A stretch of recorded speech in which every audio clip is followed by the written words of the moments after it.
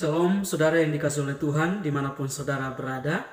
Kiranya saudara dalam keadaan yang sehat dan hidup dalam kedamaian.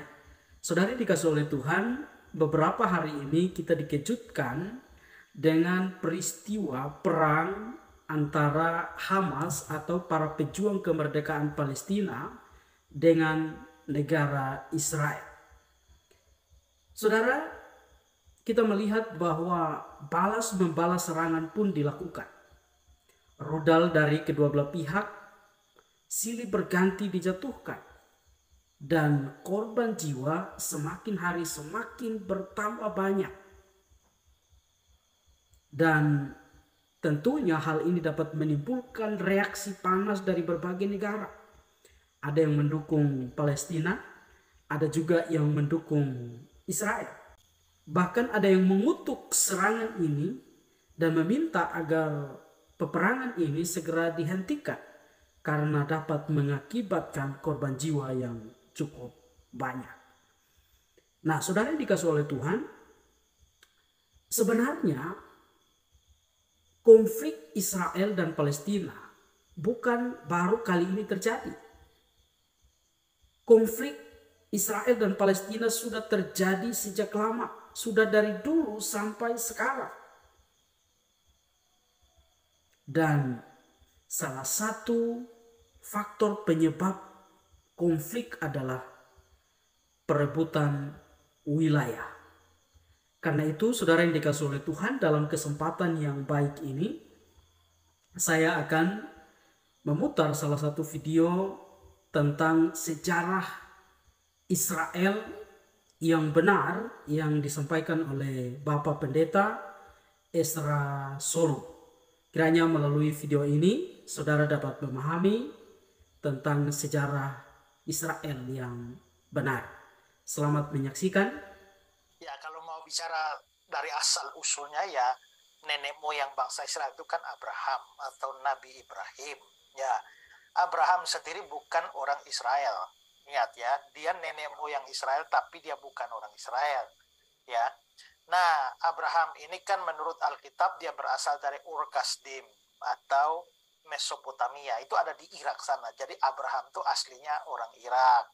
Dipanggil Tuhan dari Ur Kasdim pindah ke Haran di Turki. Lalu setelah itu masuk ke tanah Kanaan. Nanti kita bisa lihat bahwa anaknya Ishak, lalu Yakub, lalu dari 12 anak Yakub, karena nama Yakub pernah diubah menjadi Israel, namamu bukan lagi Yakub tapi Israel, artinya pejuang Allah, karena dia punya anak-anak 12, lalu menjadi suku-suku dan akhirnya berkembang menjadi sebuah bangsa.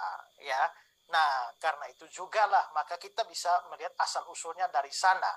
Nah, tapi kalau kita mau melihat, menghitung lagi dari zaman setelah mereka mapan sebagai sebuah bangsa, karena mereka pernah diperbudak di Mesir, lalu meninggalkan Mesir, masuk ke tanah Kanaan, dan baru mereka kerajaannya, walaupun ada raja pertama adalah Saul, tapi boleh dibilang bahwa kerajaan Israel itu mendapatkan zaman kekuasaan dan kekuatan kejayaannya itu pada masa Raja Daud yang kira-kira tahun 1000 sebelum Masehi. Hanya saja pernah hilang beberapa kali dalam sejarah.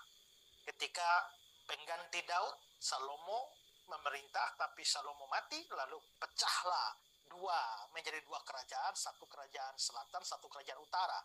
Kerajaan selatan namanya Yehuda, kerajaan utara tetap menggunakan nama Israel. Tapi karena penyembahan berhala, Tuhan pakai bangsa lain habisi mereka, di mana bangsa Israelnya itu dihabisi oleh bangsa Asyur atau Assyria yang kira-kira Iran sekarang. Sementara Yehuda itu dihabisi oleh Nebukadnezar dari Babilonia, itu Irak sekarang. Ya, sampai akhirnya mereka sempat hilang lagi. Tapi ternyata setelah 70 tahun bangsa Yehudanya pulang. Sedangkan bangsa yang Israel nggak pernah pulang. Bangsa Yehudanya pulang, lalu akhirnya bertumbuh lagi menjadi sebuah kerajaan atau sebuah bangsa. Terus, tapi tetap mereka tidak pernah merdeka. Ya, Israel itu tidak pernah merdeka setelah kehancuran.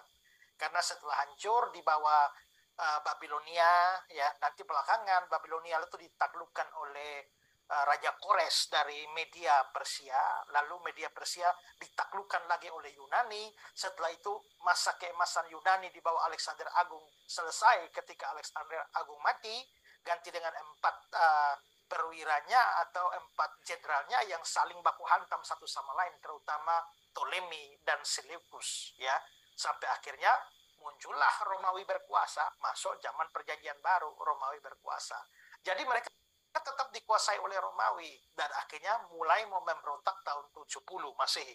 Nah, lalu akhirnya dihabisilah pada tahun 70 oleh anaknya Kaisar Vespasianus, yaitu Jenderal Titus, dan akhirnya bait Allahnya dihancurkan, Yerusalemnya dihancurkan, lalu dibuang ke seluruh dunia, ya. Dan mereka bangsa ini hilang 1878 tahun tepatnya, nyaris 2000 tahun.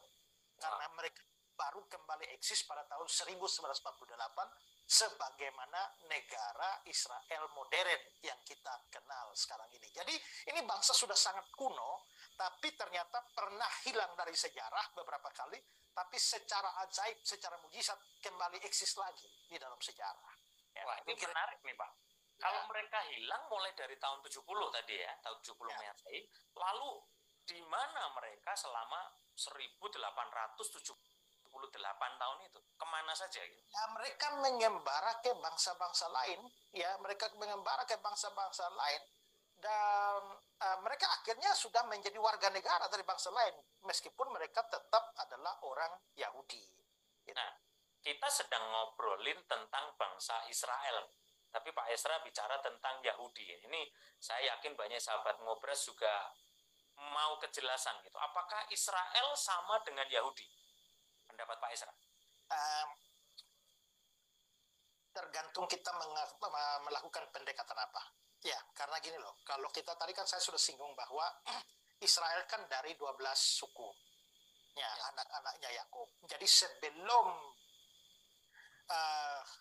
pada zaman kerajaan Daud, semua suku itu disebut sebagai Israel. Ya, demikian juga pada zaman Salomo. Tapi pada waktu Salomo mati dan kerajaannya pecah, tadi saya sudah bilang bagi dua, ya kan?